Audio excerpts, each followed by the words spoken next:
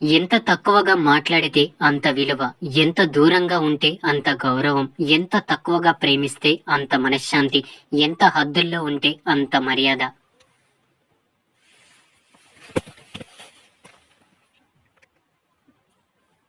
ఎంత నిగ్రహంగా ఉంటే అంత అగ్రస్థానం, ఎంత తక్కువగా ఆశిస్తే అంత ప్రశాంతత కాదంటారా? నలుగురిలో ఉన్నప్పుడు నాలుకని, అలాగే ఆవేశంలో ఉన్నప్పుడు ఆలోచనల్ని అదుపులో పెట్టుకోగలిగితే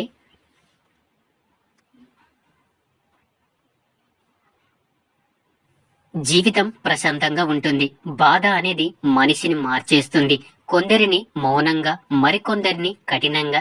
2 రోజులు బాధగా ఉంటుంది, 4 రోజులు ఇబ్బందిగా ఉంటుంది.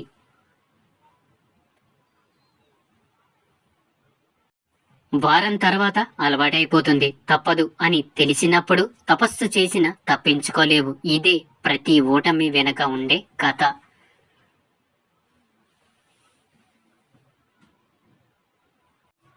భార్య ఎప్పుడు కూడా నవ్వుతూ ఉండాలి. అలాగే భర్త ఎప్పుడు కూడా నవ్విస్తూ ఉండాలి. అప్పుడే వారి జీవితం హాయిగా ఉంటుంది.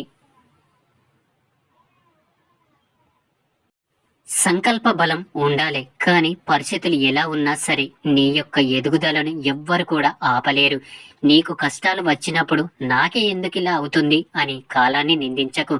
ఒక్క మాట గుర్తుంచుకో, కాలం అనేది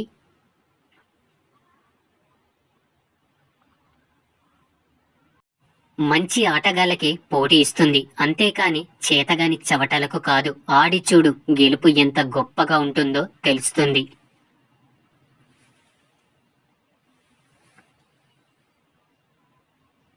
గమ్యం లేకుండా ప్రయాణం చేయకు. అలాగే గమ్యం చేరాక ప్రయాణాన్ని మర్చిపోకు.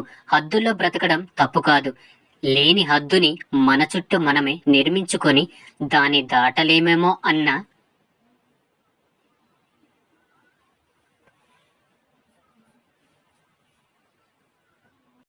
భ్రమలో బ్రతకడం మాత్రం ముమ్మాటికి తప్పే అవుతుంది. ఇతరుల కష్టాలను తీర్చే స్తోమత నీకు లేకున్నా ఇతరులకు ధైర్యం చెప్పే మనసు ఉంటే చాలు.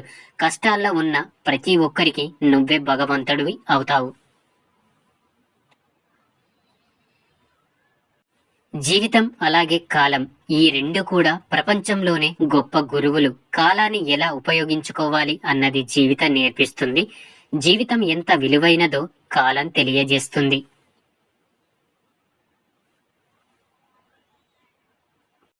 నీ చుట్టూ ఉన్న మనుషులు అవసరం ఉన్నప్పుడే పలకరిస్తున్నారని ఎవ్వరి గురించి నువ్వు బాధపడకు.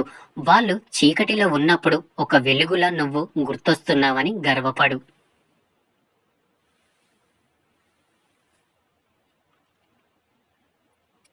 ధైర్యం అంటే ఎవరో నీకు తోడు ఉన్నారని చెప్పడం కాదు.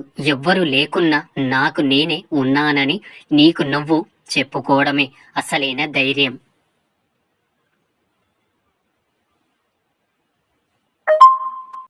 వయసులో ఉన్నప్పుడు కష్టపడడానికి సిగ్గుపడితే వయసు దాటాక అందరి ముందు బ్రతకడానికి సిగ్గుపడాల్సి వస్తుంది. గుర్తుంచుకోండి.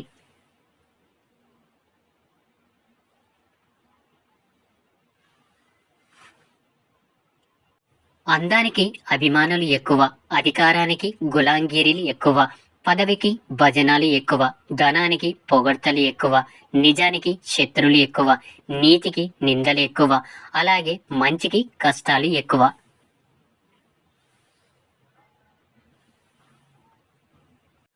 సముద్రం అనేది అందరికీ ఒక్కటే. ఇక్కడ సమస్య ఏంటంటే ఈత వచ్చిన వారికి ముత్యాలు దొరుకుతాయి, వల వేయడం వచ్చిన వారికి చేపలు దొరుకుతాయి, నిలబడి చూసే వారికి కాళ్ళు మాత్రమే తడుస్తాయి. జీవితం కూడా అంతే, అందరికీ ఒకేలాగా ఉంటుంది.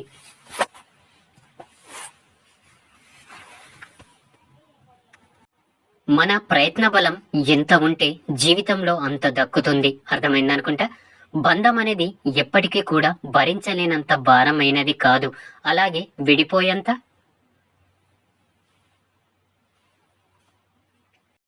విలువలేనిది కాదు. భరిస్తే బలమవుతుంది. అర్థం చేసుకోగలిగితే దాని యొక్క విలువ పెరుగుతుంది. గుర్తుంచుకోండి, నది యొక్క లోతుతో నీకు సంబంధం ఉండదు.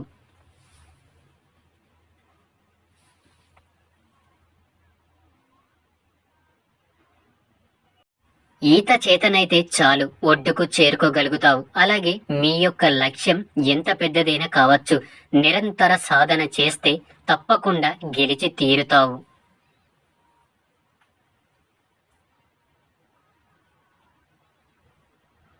భర్తకు భార్య సగం అవుతుందేమో, కానీ భార్యకు మాత్రం భర్తే సర్వస్వం.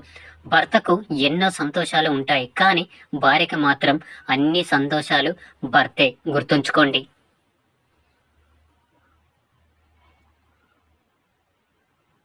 మన తెలివితేటలను ఎప్పుడు కూడా మన యొక్క బ్రతుకుని బాగు చేసుకోవడానికే వాడాలే తప్ప ఇతరుల బ్రతుకును నాశనం చేయడానికి కాదు.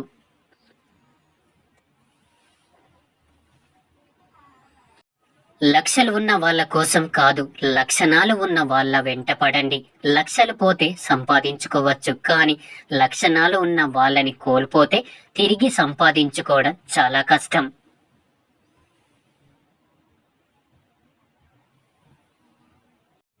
జీవితంలో అనుకోకుండా పరిచయమైన వాళ్ళతో విడదీయలేని బంధం ఏర్పడుతుంది. ఆ బంధం ఎలా ఉంటుంది అంటే, కలిసి ఉండటానికి వీలు కాదు, అలాగే విడిపోవడానికి మనసు రాదు. కాదంటారా?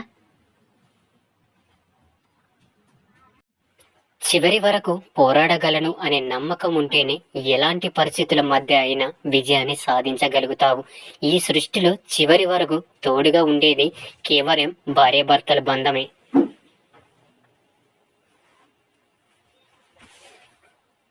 ఎవరి కోసమో ఎవరి వలనో మీ తోడును దూరం చేసుకోకండి. నువ్వు అనుకున్నది అనుకున్నట్టు జరిగితే ఎన్ని అడ్డంకులు ఎందుకు? జీవితంలో ఈ ఉరుకులు పరుగులు ఎందుకు?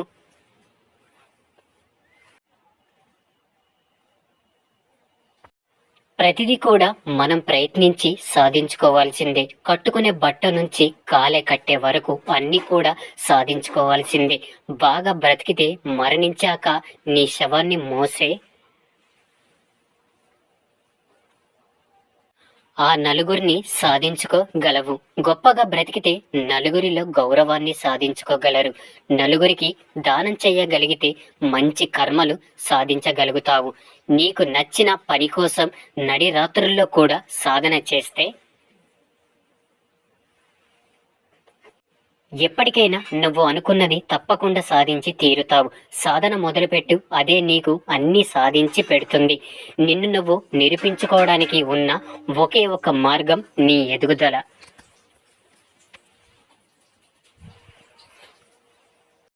అది లేకుండా నువ్వు ఎంత గొంతు చించుకున్నా ఇక్కడ ఎవరు కూడా పట్టించుకోరు. నువ్వు విసిరే సవాళ్లు ఈ యొక్క గొప్పని చాటి చెబుతాయి అనుకోవడం నీ అమాయకత్వమే.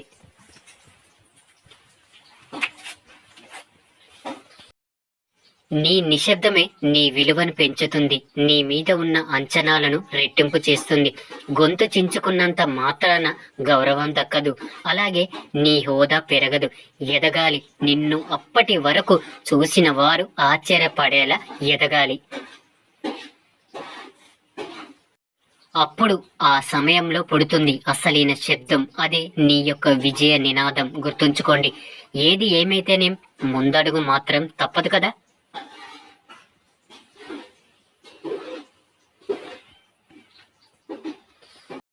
అందుకే ఎక్కువగా ఆలోచించకు, ఆచరణను అలవాటు చేసుకో. కాలంతో పాటు ప్రయాణించడం నేర్చుకో. నిరంతరం నరాలు తెగే ఉత్కంఠ జీవితం ఇది. నిశితంగా గమనించడం మొదలు పెడితే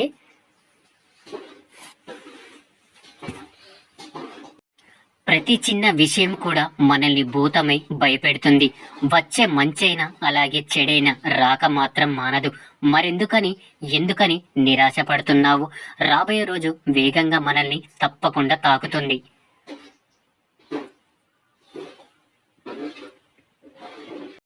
ఇక్కడ మంచైనా చెడైనా మిన్నగా మారక మానదు.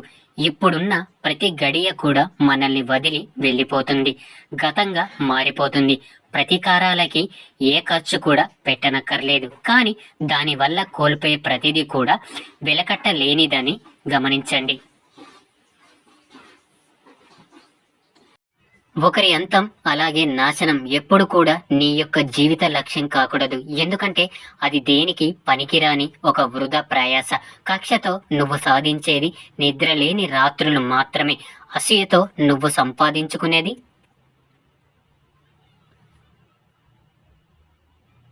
శూన్యం మాత్రమే. నీ యొక్క సమయం మొత్తం వీటితోనే గడిచిపోతూ ఉంటుంది.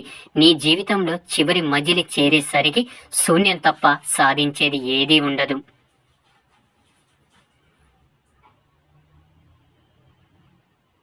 చావు అనేది దేనికి కూడా పరిష్కారం కాదు. ఏదైనా సరే బ్రతికి సాధించాలి. మనల్ని బరువు అనుకున్న వారు నోటి మీద వేలు వేసుకునేలా బ్రతికి చూపించాలి. నువ్వు పోతే జీవితాంతం ఇక్కడ ఎవరు కూడా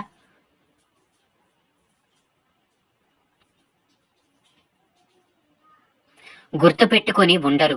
ప్రతి ఒక్కరిది ఉరుకుల పరుగుల జీవితమే. నీకోసం కేవలం 2 కన్నీటి బొట్లు మాత్రమే కార్చగలరు. అలాగే కాలే నీ కట్టెను చూడగలరు. అంతే, తెల్లారితే మళ్ళీ అంత మామూలే. ఎవరికి ఉండవు ఇబ్బందులు.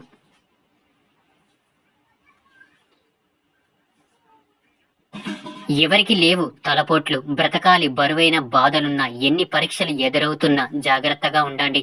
అలాగే ధైర్యంగా ఉండండి. ఇక నాతో పాటు ప్రేమతో ధ్యానించండి. రాధాకృష్ణ.